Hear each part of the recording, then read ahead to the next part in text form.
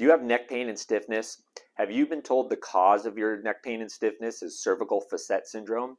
Today I want to explain to you what facet syndrome is, and I want to give you 3 easy exercises you can do to start decreasing pain and stiffness from cervical facet syndrome. What is cervical facet syndrome? Well, the facets are these little joints right here in the back of the spine. They help guide our motion. Time, gravity, activity can change the shape of these. There's also a capsule around it. It can get inflamed. Oftentimes this can cause neck pain and stiffness as we get older. So what do we do about this? Here's 3 exercises I give my patients to help manage the pain with cervical facet syndrome. First is the chin tuck, and this is my favorite because the chin tuck is really great at creating a little space in these small joints. It also helps put our head in a little better position to resist gravity throughout the day.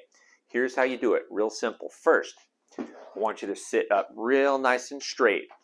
Then you're going to take your right hand and you're going to gently push on your chin.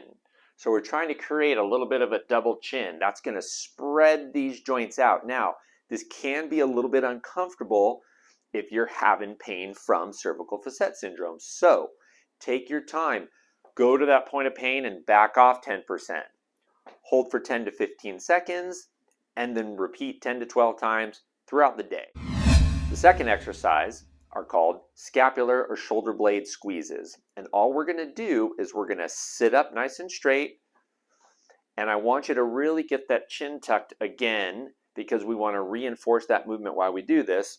And then we're going to squeeze our shoulder blades together. And we're going to hold for 5 to 10 seconds and repeat 10 to 15 times.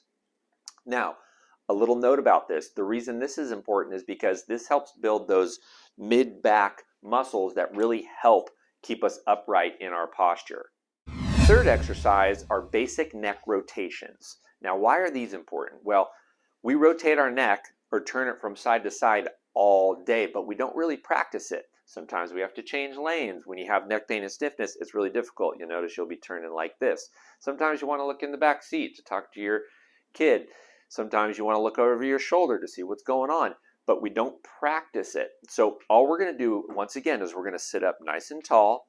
We're going to do a gentle chin tuck, and then we're going to rotate as far as we can go from side to side. And then we're going to pause for 5 seconds, and then we're going to go the other way. Now, when we get to that end range, if you're really having some discomfort, I want you to back off a little bit. As it starts to feel better, I want you to create a little overpressure to increase that range of motion. And it looks like this.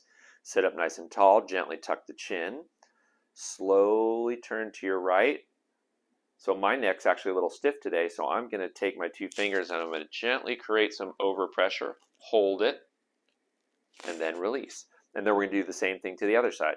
And we want to do this over and over throughout the day to reinforce this movement.